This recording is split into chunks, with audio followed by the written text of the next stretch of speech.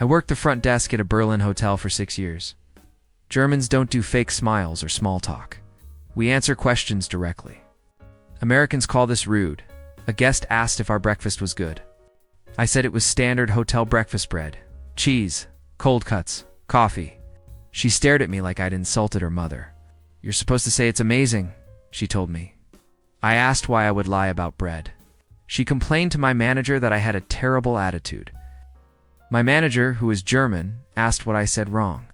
The guest couldn't explain. She just kept saying I was mean for not pretending our breakfast was life-changing. We got a 2-star review. It said staff refuses to be enthusiastic. A man asked if we had a gym. We didn't. Said no.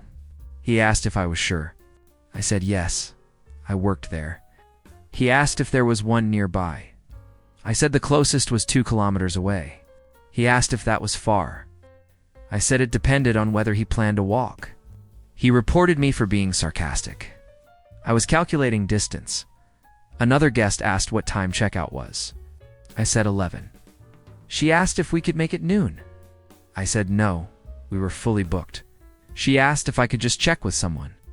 I told her I was the person who would check, and the answer was no. She said I wasn't even trying to help. I explained that telling her the truth immediately was helping. She requested a different hotel employee assist her. That employee told her checkout was 11. Germans don't waste time. Americans think efficiency is hostility. This channel doesn't do sugarcoating either. If you appreciate honest cultural breakdowns without the performance, you belong here.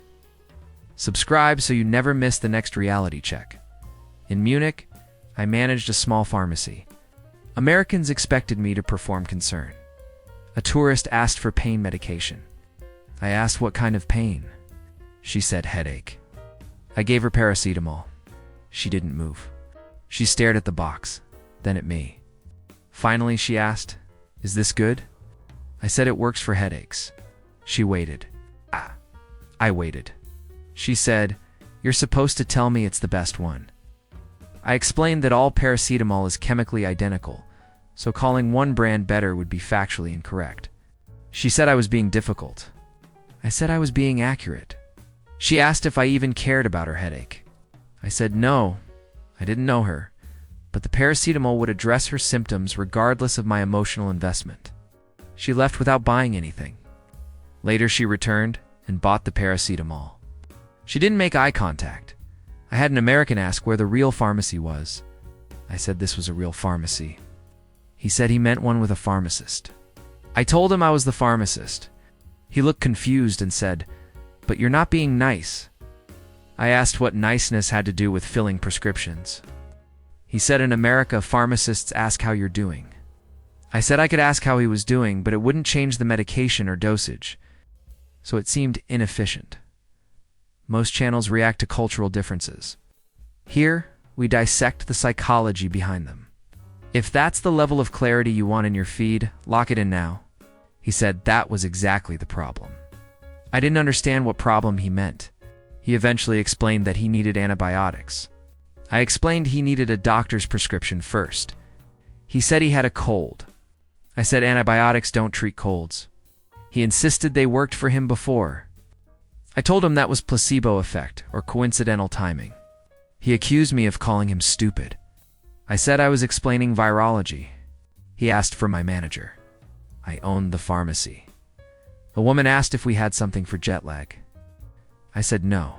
Jet lag is your circadian rhythm adjusting, not a medical condition with pharmaceutical treatment. She asked if I had melatonin. I said yes, but it's not specifically for jet lag, and results vary significantly by individual. She said I was being negative.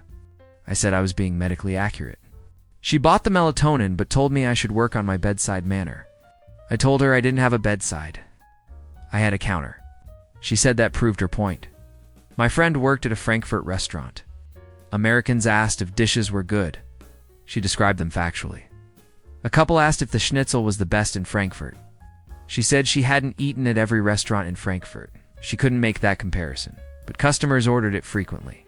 The man laughed and said, "Come on, you can say it's the best." She said that would be a lie. He said it was called marketing. She said in Germany, it was called lying. His wife said she's serious. He asked if the schnitzel was at least good. My friend said it was competently prepared. He asked what that meant. She said the meat was properly pounded, breaded correctly, and fried at appropriate temperature. He said, "So it's good?" She said if he liked schnitzel prepared in the traditional manner, he would probably find it satisfactory. He ordered it, then complained it was just okay. My friend said yes. She had told him it was competently prepared. He said she should have warned him it wasn't special. She said competent and special are different descriptors, and she'd use the accurate one. They left no tip and a review saying the server talked down to us. An American asked if the Black Forest cake was authentic. My friend said it was made following traditional recipes. He asked if it was as good as in the Black Forest. She said the Black Forest is a region, not a bakery, so quality varies there too. He said she knew what he meant. She said if he wanted to know if their supplier was in the Black Forest, she could check, but geographical proximity didn't guarantee quality. He said forget it, I'll just order it. When it arrived, he asked if she recommended it. She said she didn't eat cake, so she had no personal recommendation. He asked why she worked at a restaurant if she didn't like food. She said she liked food fine, but she didn't eat dessert. He ate the cake silently. Before leaving, he told her she had 0 people skills. She said that wasn't a question, so she didn't respond. Another tourist asked what was popular. My friend said the pork knuckle and the sausage sampler. He asked which one she preferred. She said she was vegetarian. He asked why she mentioned meat dishes then. She said he asked what was popular with customers, not what she personally ate. He said this was why Germans had a reputation. She asked what reputation. He said, never mind.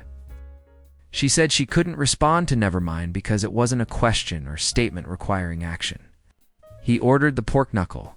When he finished, he said it was delicious and that she should have just said so.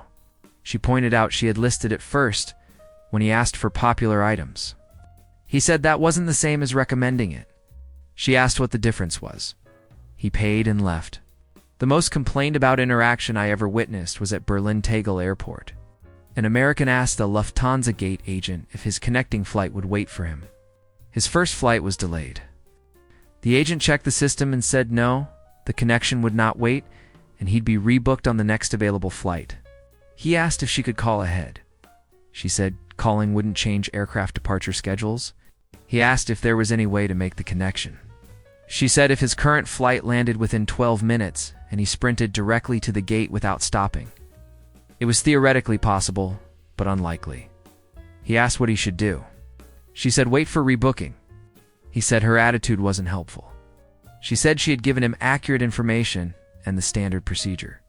He said she could at least pretend to care. She said pretending wouldn't get him on the flight any faster, and lying about possibilities would be worse than honest assessment. He said in America, service workers acted like they cared. She said, "This is Germany. We care about accuracy." He asked for a supervisor. The supervisor told him exactly what the gate agent had said. He missed his connection. Later, he wrote an online review calling Germans the rudest people in Europe. The review included, "They just tell you the truth without any sugarcoating. That's the entire issue. Americans want performance. They want sympathetic facial expressions and phrases like, 'Let me see what I can do,' even when nothing can be done. They want, 'I'll try my best,' when the answer is simply no. Germans give answers. Americans call it rude. Germans call it respect. We don't waste your time with theater. If you're American and visiting Germany, here's what rude actually means. We told you the truth immediately instead of making. We wait while we pretended to check things we already knew. We're not being mean. We're being efficient. If you want the kind of perspective that makes travel and people make more sense, subscribe now. Future you will call this one of the smart decisions next time. It's Tom. I'll share stories about Americans who thought Europe had different physics.